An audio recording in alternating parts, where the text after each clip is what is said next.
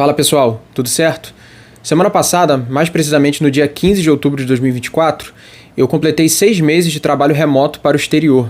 E eu queria contar como que tem sido essa experiência desde o primeiro dia que eu comecei a trabalhar para a Johnson & Johnson. E para você que ainda não viu, eu já deixei um vídeo aqui no canal, é o primeiro vídeo do canal, onde eu conto de ponta a ponta, desde o primeiro contato até a parte da aprovação, passando pelas entrevistas e pelos testes técnicos, como que foi o processo seletivo para essa vaga. Então, se você ainda não viu, vou deixar um card aqui e o link também na descrição para você acessar esse vídeo. Só um pequeno aviso antes da gente começar. Não se esqueça de se inscrever no canal, se você quiser acompanhar mais conteúdos desse tipo. E se você gostar do conteúdo, não esquece também de deixar o seu like, isso ajuda muito, muito mesmo. Então vamos lá, sem mais delongas, eu fiz um pequeno roteiro aqui, uma pequena colinha, para que eu não esqueça de nenhum detalhe que eu achar importante. Então, primeiro ponto foi primeiro dia e primeira semana, como é que se deram, né, como é que foi esse primeiro contato. Primeiro dia eu ainda não tinha recebido o meu computador, ele já estava em rota de entrega, mas no início do expediente eu ainda não tinha o computador. Então o primeiro contato com a minha supervisora foi por e-mail, meu e-mail pessoal com ela. Ela basicamente pediu para eu aguardar a chegada do computador, porque sem ele não tinha muito o que fazer. Então, quando eu consegui pegar o computador, infelizmente esse primeiro computador ele veio com a tela parcialmente danificada, provavelmente por conta de alguma falta de cuidado ali no transporte. Então eu precisei solicitar um novo computador. Eles não mandaram um computador lá do exterior, tá? Eu pensei que seria assim, mas na verdade ele veio, se eu não me engano, do escritório de São José dos Campos ou de São Paulo mesmo. E aí, bom, eu precisei solicitar um novo computador para o meu contato brasileiro aqui do RH da Johnson. E o computador só chegou na quarta-feira ou na quinta, se eu não me engano. Realmente não me lembro tão especificamente do dia que chegou o segundo computador. Mas no primeiro computador eu já fiz algumas coisas, como configurar minhas credenciais, a realização de alguns treinamentos obrigatórios, configuração de acessos e a leitura e assinatura de vários documentos de compliance, né? Eu não terminei todas essas etapas de treinamentos e documentos no primeiro dia, porque era muita coisa. Eu acho que eu fui terminar lá para a segunda semana e nem todos eles tinham um prazo tão apertado. Então eu foquei nos que tinham o prazo mais curto para eu concluir e depois fui fazendo conforme eu conseguia, conciliando com o restante do trabalho, que é a parte que eu vou comentar agora na sequência. Bom, primeiro projeto foi basicamente o desenvolvimento de uma aplicação. A aplicação já existia, então foi a continuidade do desenvolvimento dessa aplicação na realidade, com o framework RShine, próprio do R para desenvolvimento de aplicações, de visualizações de dados, extração de relatórios e tudo mais. Essa especificamente era de extração de relatórios. E como que foi meu trabalho ali dentro, né? Back-end total, front-end já estava pronto, a aplicação já rodava em produção. E a minha parte foi totalmente de back-end, basicamente manipulação de dados, tratamentos de dados exaustivos ali, visando a otimização da execução do programa, da aplicação e da extração dos relatórios de igual modo. Tiveram também algumas solicitações externas de inclusão de dados específicos ali para o relatório. E no mais, algumas atualizações envolvendo a conexão do SQL para que ficasse também de forma otimizada a execução. E isso, assim que eu entrei, né, em abril, eu já estava fazendo esse trabalho e ele perdurou mais ou menos até meado do mês passado, que foi quando findou esse ciclo de várias atualizações, ajustes e testes na aplicação para que tudo isso que a gente fez fosse colocado em execução. E aí, desde o fim desse projeto, como é que tem sido, né? Do último mês para cá? Bom, eu participei do desenvolvimento de um cron job, que é basicamente um trabalho agendado. Eu tinha que agendar a execução de um relatório específico para todo primeiro dia, não sei se primeiro dia útil ou primeiro dia do mês, acho que primeiro dia do mês. E aí esse trabalho já está terminado, só que ele só entra em produção no ano que vem, para você ver como é que a galera aqui é bem adiantada, bem precavida, né? Então até lá pode ser que eu tenha que fazer alguma alteração, se eles quiserem fazer mais algum teste, mais algum ajuste, ele só entra em vigor em 1º de janeiro, mas está terminado. Paralelamente a isso, eu tive que fazer um pequeno relatório sobre a utilização, trazer algumas estatísticas de utilização dessa aplicação da qual eu participei do desenvolvimento aí nesse primeiro projeto, né? Nesse primeiro grande projeto que perdurou até o mês passado. Também, paralelamente, eu estou participando de um novo projeto que visa basicamente criar algum tipo de relatório, algum tipo de acompanhamento da qualidade de um determinado produto que recebe reclamações, avaliações e tudo mais. Então, é nisso que eu estou trabalhando hoje. O projeto está nas suas fases mais iniciais, então eu estou trabalhando basicamente na exploração dos dados, na exploração desse banco de dados específico que tem esses dados de qualidade, de avaliação e de reclamações desse produto. Vou trazer agora alguns outros detalhes que eu acredito que sejam aí da curiosidade de vocês que ainda não tiveram oportunidade de trabalhar remotamente para o exterior. Vou pegar na minha colinha aqui a questão das reuniões. Não tenho muitas reuniões, a gente tem uma reunião fixa semanal na segunda-feira para atualização de status. Um outro ponto, a gestão e os horários são muito flexíveis, muito tranquilos, desde que eu complete as 40 horas semanais. Eu não bato ponto, eu só tenho um timesheet que, se a gente for traduzir, é a folha de ponto, mas eu não coloco a hora que eu entrei e a hora que eu saí, eu coloco quantas horas eu fiz no dia. Desde que some as 40 horas semanais, tá tudo certo. Como eu sou um contractor, um prestador de serviço, eu não posso cumprir mais de 40 horas. Se eu cumprir, tem que ter algum tipo de aprovação da parte da gerência, mas no geral eu nunca precisei. Eu já teve um dia em específico que eu trabalhei das 9 da manhã às 10 da noite. Mas aí no dia seguinte eu fiz 5 horas e na sexta-feira acho que eu fiz mais 4 ou 5 horas, se eu não me engano. Então, nesse dia em específico eu quis realmente trabalhar essas 13 horas para que eu finalizasse o que eu precisava terminar. Se eu deixasse para outro dia, eu ia ter que recapitular uma série de coisas do raciocínio e não era esse o meu objetivo. Então, eu realmente queria terminar naquele dia. Um outro ponto, horário de almoço. Não existe isso, tá? Na maioria das vezes eu almoço aqui na mesa ou vou rapidinho ali na cozinha, esquento minha comida e como em 15 a 20 minutos.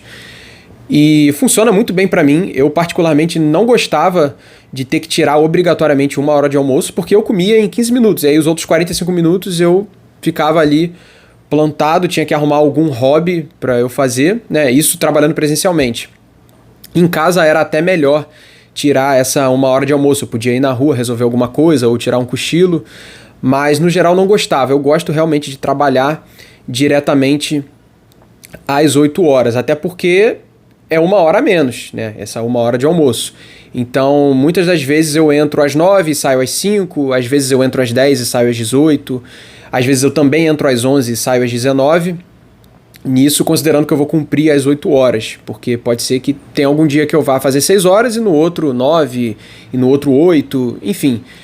É flexível e é muito tranquilo nesse sentido. E um outro ponto, a principal novidade para mim foi a questão do idioma. Claro, eu não tinha trabalhado com Git ainda, eu sabia do que se trata o versionamento, mas eu não tinha experiência com Git. Foi uma pequena novidade também, mas a grande novidade mesmo foi o idioma, trabalhar em inglês todos os dias na comunicação. Na verdade, nem todos os dias eu entro numa ligação, a gente conversa muito por Teams digitando. Então acaba que eu digito mais inglês do que falo, mas de qualquer forma é a principal novidade.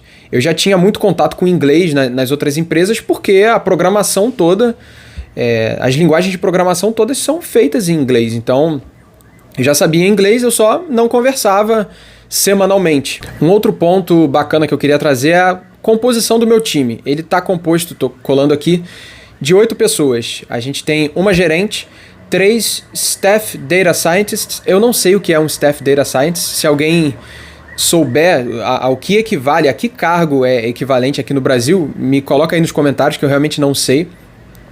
Temos também uma Senior Data Scientist E 2 contractors, eu sou um deles e temos um outro também. E nós 2 somos brasileiros, então eu trabalho com mais um brasileiro no time. Eu estou trabalhando mais com ele agora, ele já me ajudou bastante nesse cron job. Vou até mandar um abraço para ele. Valeu por toda a sua ajuda, Wesley. E nós temos trabalhado mais juntos agora nesse novo projeto. E eu falei 7 pessoas do time, mas temos também um co-op. O que seria esse co-op? É como se fosse um estagiário, cara, mas não é bem um estagiário.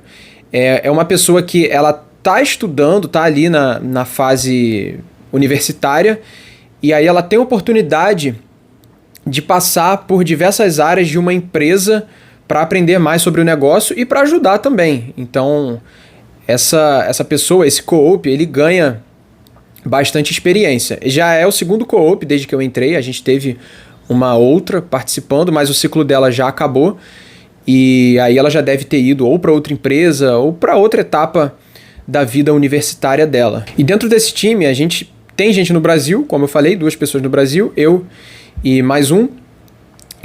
Temos uma pessoa no Canadá e o restante está realmente lá nos Estados Unidos, mas não estão todos no mesmo local. Então tem uma boa diferença de fusos horários. A minha supervisora, por exemplo, ela está a apenas 1 hora antes de mim, mas os outros estão a 4 horas antes de mim. Então tem uma boa diferença nessa questão do fuso horário, mas nada que interfira na execução do trabalho. Claro, eu vou ter uma menor interseção de horários com algumas das pessoas, mas se tiver alguma reunião específica num dia que não seja no horário convencional que eu costumo trabalhar, aí eu vou me adequar a esse horário sem problema nenhum. Agora vamos para a parte que interessa realmente, que com certeza muita gente quer saber. Como que eu recebo o pagamento, como é a questão da contabilidade, quanto eu recebo e se tem benefícios, quais são, como é que funciona isso. Bom, eu recebo pela Deel, se escreve DEEL, é uma plataforma para você receber pagamentos como prestador de serviço. Então, meu contrato está lá, eu recebo por lá o meu salário em dólar, faço a conversão de acordo com o câmbio ali do momento, e aí eu recebo na minha conta PJ do Inter. Foi aonde eu optei por abrir no Inter. E como é que é essa questão do PJ? Eu contratei um escritório de contabilidade, inclusive recomendo e indico. Me indicaram e vou passar para frente porque eles são excelentes. É a Revolut Conte, eles estão localizados no município de Itu, São Paulo, mas você vai fazer tudo online, você não vai precisar ir lá. Então eu contratei eles e não fiz um MEI porque o meu faturamento ultrapassa o teto ali do MEI. Então eu tenho uma microempresa de sociedade limitada. E como que isso funciona? Eu recebo todo dia 7 o meu salário lá na Deel, e aí eu tenho a opção de sacar no mesmo dia, né, ou esperar um pouquinho, vai que o dólar sobe, né? No geral, eu não tive muita sorte com isso. Quando eu ia sacar, o dólar tinha alguma queda, ou então eu sacava achando que ele não ia mais subir, e aí nos próximos dias ele subia. Mas não dá grandes diferenças assim. Então, eu recebo no dia 7, o dinheiro está lá disponível para eu poder fazer o saque, só que eu só posso usufruir desse dinheiro no mês seguinte, que é ali o mês fiscal. Eu não entendo muito de contabilidade, eu vou explicar o que eu entendi, certo? Então, no mês seguinte, no primeiro dia útil, eu retiro o meu prolabore. No primeiro ou no segundo dia útil, eu retiro o meu prolabore, que é o meu salário, o salário de CEO. E aí eles utilizam um mecanismo de forma que eu posso pagar menos impostos, que é basicamente o meu prolabore é de cerca de 30% do meu faturamento e o restante vem como lucro. Só que esse restante eu só retiro a partir ali do dia 20 no geral. Então, essa primeira parte do mês eu vivo, entre aspas, digamos assim, com esse meu prolabore de 30%. E do meio do mês, quase para o final ali para frente, eu retiro o restante o restante do dinheiro, que é o lucro. E aí vamos finalmente falar do salário, mas antes eu vou falar dos benefícios. Eu só tenho um único benefício, que é o chamado Flex Time Bonus. Eu tenho direito a como se fosse um dia por mês, e aí no total por ano eu tenho 12 dias que eu posso tirar de folga e receber mesmo assim. Aí você pode pensar, pô, no Brasil, CLT é melhor então, porque você tem 30 dias. Calma lá. Você tem 30 dias, mas você só pode tirar depois de 1 ano trabalhando. Aqui, desde o primeiro dia, se eu quisesse tirar um dia, eu já podia. E ainda tem outro ponto. As férias do Brasil são em dias corridos, então, tipo, você tira 15 dias e tá contando sábado e domingo, que não faz o menor sentido, na minha humilde opinião. Então, eu tenho 12 dias aí que eu posso tirar quando eu quiser, basicamente. E aí, se a gente for comparar com o Brasil, se for pensar em termos assim, eu tenho 12 dias desde o início. Depois de um ano, eu vou ter mais 12 dias. Ou seja, já são 24 dias, apenas 6 a menos do que o CLT brasileiro. Só que esses 24 dias são 24 dias úteis que eu tiro. Eu não perco o final de semana. Então fica basicamente equiparado aos 30 dias da CLT, sendo que eu posso tirar desde o início, se eu quiser. E aí alguns de vocês podem estar se perguntando, bom, você não tem nenhum benefício, isso não é ruim? Definitivamente não, porque eu faço os meus próprios benefícios porque eu recebo todo o dinheiro na conta. E como é muito dinheiro, eu não sinto falta, realmente não sinto falta de nenhum benefício, porque eu posso pagar por eles, simplesmente. Eu posso escolher o que fazer com o meu dinheiro.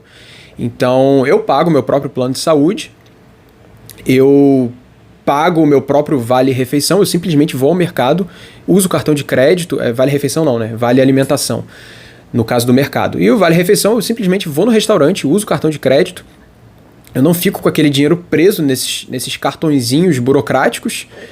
Vale transporte não precisa, eu trabalho de casa, enfim, qualquer outro benefício que você for colocar, Gympass, sei lá, não precisa, eu pago a minha academia, eu tenho dinheiro suficiente para pagar a minha própria academia ou o que eu quiser fazer, eu não preciso ficar procurando uma academia que tenha convênio com o Gympass.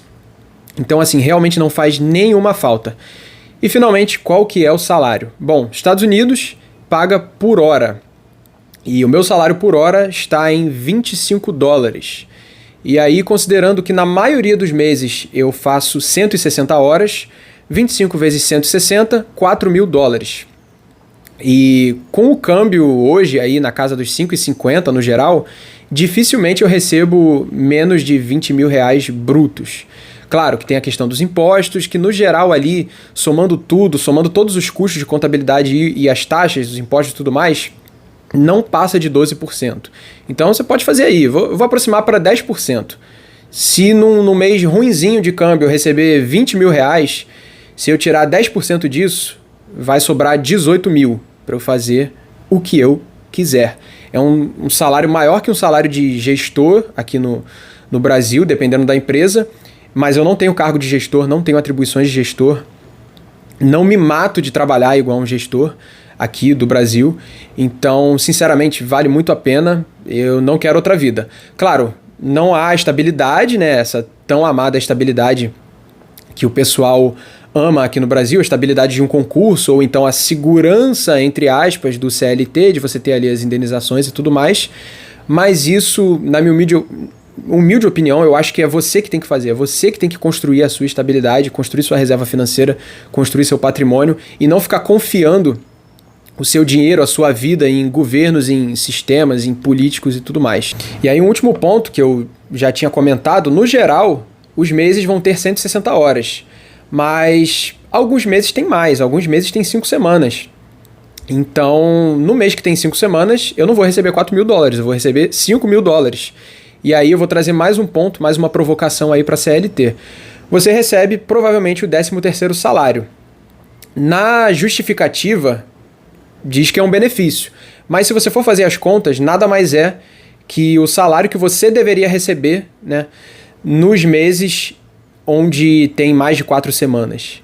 Então é mais uma parte do dinheiro que você perde e só recebe lá no final do ano sem nenhum reajuste. Pessoal, então por hoje é isso. Espero que vocês tenham gostado. Mais uma vez, não se esqueçam de se inscrever, deixar seu like, mandar para aquele amigo que tem interesse nesse tipo de conteúdo. E tamo junto. Até a próxima. Um abraço.